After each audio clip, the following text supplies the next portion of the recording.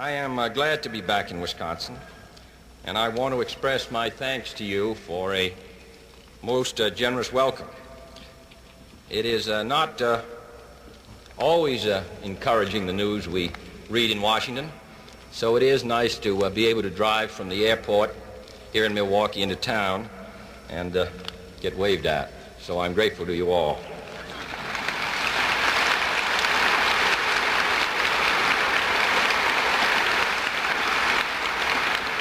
And I'm glad to be here with so many people that I know well. Whatever other qualifications I may have had when I became president, one of them at least was that I knew Wisconsin better than any other president of the United States.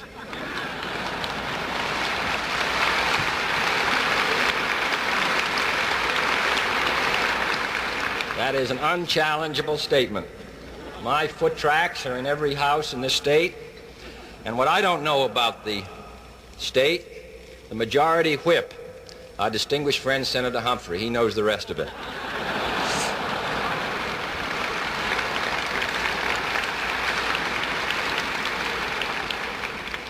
When they talk about a cold wind, I look north to Superior in the 10th Congressional District, and I know the difference between the kind of farms they have in the 7th District and the 1st District. And I know what a distinguished university can be in Madison, Wisconsin. And I know all about Vince Lombardi in Green Bay long before they won the...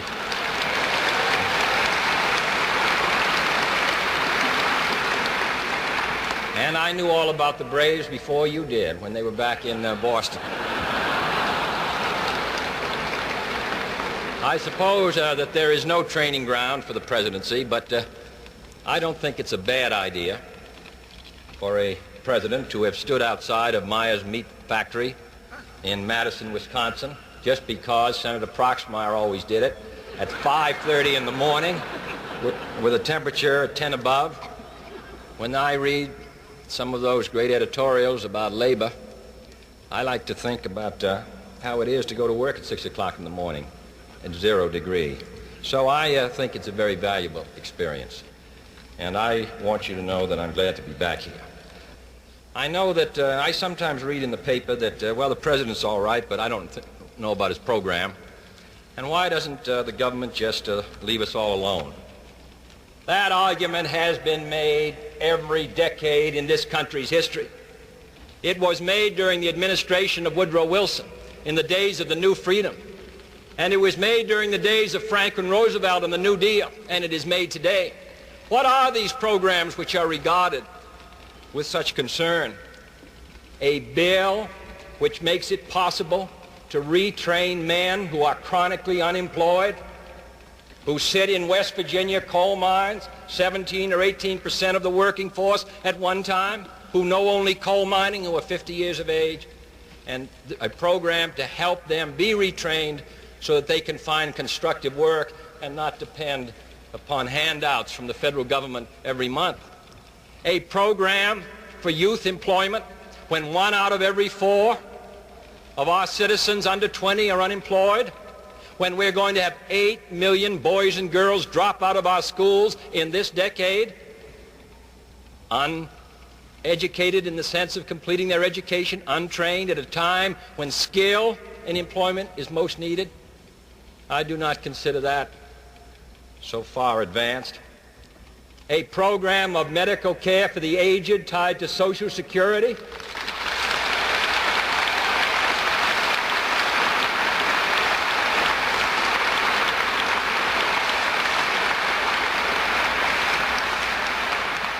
I thought the acceptance of the battle over Social Security and the thought and idea of Social Security originated in this state.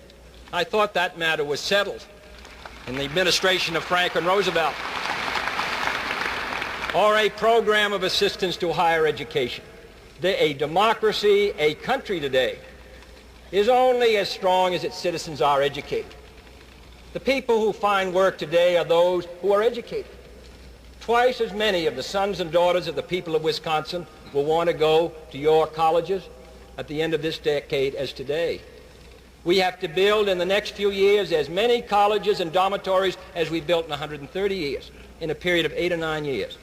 And they're all descending upon us, your sons and daughters. And they want to be educated. And I do not regard that as a particularly radical program. The countries of Western Europe have grown twice as fast as ours economically and have had full employment for a decade. We have had a recession in 58, a recession in 60. We still have not put all the people back to work who want to go. We have made progress in the last year, but we still have much to do. And everyone who owns a home, who recognizes that that home and the builder who built that home and the workman who worked on that home, it is because, in most cases, of the guarantees which were given by earlier programs in the administration of Franklin Roosevelt. So I don't think we should be worried about progress. I think we should make up our minds that this great country of ours, 180 million people, increasing 3 million a year, going to double our population in 40 or 50 years, that we have many tasks still undone and we can do them. And in my judgment, that is what separates us in the year 1962. This is important, these congressmen and senators, because, as I've said, these issues are decided by 1 or 2 votes. This week in the House, on the Agricultural Committee, an agricultural bill was reported out 17 to 60. Medical care for the aged sits in the House committees and will be reported out or defeated by 1 or 2 votes. And the bill on youth employment is in the House Rules Committee, and it will come out or be defeated by 1 or 2 votes. So that these congressmen and senators working with us, I believe, have a most important function to fulfill. Khrushchev talks of burying us economically. And what he means is that he believes within the next 20 or 25 years, the Soviet Union will become the most productive power on earth. And when that day comes, all the people of the world will believe that his system represents the wave of the future. We cannot permit this country to stand still. And I believe it is incumbent upon all of us who participate in political activity, not as an end in itself, but as a means to an end. I believe that we should associate ourselves with the great traditions of our party. All those who see thousands of people, hundreds of thousands, who are unable to vote, or can't find a home, or can't find equality of education. I see this country as the most powerful, vital, vigorous country in the history of the world, carrying responsibilities all around the globe. And I see it today as a choice between being willing to accept these responsibilities, provide a better life for our people, because from this comes a better life, or I see it standing still. And we went all through these same arguments and same struggles in the 1930s. And now what all of us in the entire country take for granted were the object of the most far-reaching struggles as we struggle today. So I come here to Wisconsin to fulfill one of my responsibilities. The President Truman has said a president wears 4 or 5 hats as commander-in-chief and chief executive officer, but one of them is the head of his party. And a party is important only if it serves a great national function. And I believe that our party can serve a great national function this year and in the years to come by committing ourselves to action on all these areas which so vitally affect us. This is a difficult time in the life of the United States because the United States bears such heavy burdens. I know that many of us, in fact on occasions all of us, wish for those days when the United States lived an isolated existence. But today the United States carries the major burden in so many areas, and the people of Wisconsin know this better than most.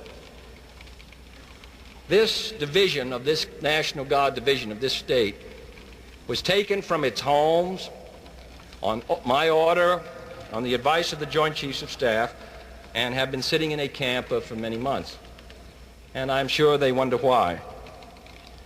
But that division and the other of the 160,000 men who were called up last summer after the meeting in Vienna with Chairman Khrushchev, in my opinion, have made it by their effort directly possible for us to this day to maintain our commitments to Berlin and to ourselves, and also to maintain the peace.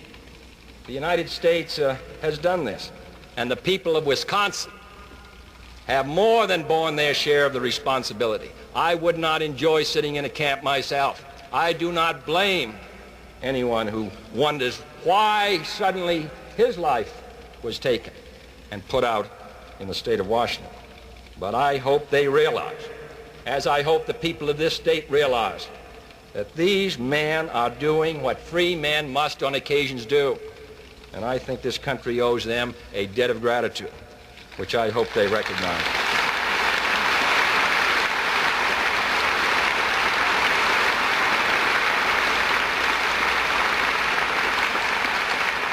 In other areas also we have tried to act. In the Alliance for Progress, in an attempt to bind together the countries of Latin America. In the Disarmament Agency, fight for which was led by Congressman Kastenmeier in the House. For the first time, the United States submitted a proposal with Great Britain, which has not yet been accepted, for a cessation of nuclear tests, a treaty. And for the first time, we submitted the most comprehensive and broadest disarmament plan, which unfortunately still today remains unaccepted, but which, with good fortune and continued efforts, may someday win the attention of those who must realize the dangers to all by our present course of action. Our effort in space and in the support of the United Nations, all these matters finally come to rest upon you and upon us. And I come to the state of Wisconsin not merely to congratulate you for what you've done, but to ask your support in these challenges which this country faces. That, I believe, is the effort which we must be willing to make. And I think that it is worthy of the best of all of us. I don't think our party in this century has ever been led by men who have promised a soft and easy existence. What they have promised, and their names and their slogans distinguish them, Wilson and Roosevelt and Truman, that the word American, the title citizen of the United States, would be an honorable one, and one marked by respect and dignity. And it is to that end that the new frontier is committed.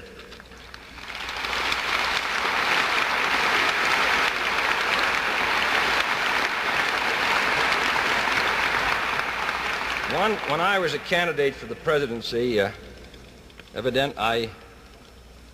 was given this and signed it, advising us that in order to attend a steelworkers meeting in Pittsburgh, that you hereby promise to come to our town after you are president. Signed, William Hurling, President, the village of Mukwanga. Well, I can't go there, but if there's anybody there from Mukwanago.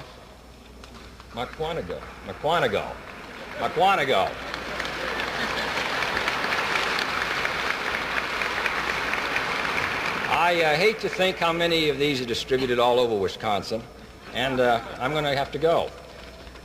You may have to give me several years, but I will go. But I did want to say that I'm glad to come back to Wisconsin. This is a great state. Out of it's come a great many influential and powerful forces. And in the final analysis, there is nothing that we can do in Washington that can be done without your support. Whether it involves the price of steel or the defense of the United States or whatever it may be, in the final analysis, you must decide which direction we are going to go, which burdens we accept, which road we choose. The government is not a distant force. It depends directly upon what you decide yourselves. And I hope that you make the commitment which I believe we must all make. I don't know with certainty what the future will bring, but I am certain that if we are willing to continue to play our proper part, that it can be happy for all of us. In the 1920s, Marshal Lyautey, the distinguished French marshal, told his gardener to plant a tree, and the gardener said, well, you don't want to plant that. It's going to take 100 years to flower. And he said, in that case, plant it this afternoon. Well, we don't know whether it will take 100 years to flower, and it may never flower. But I think we ought to plant it tonight. Thank you.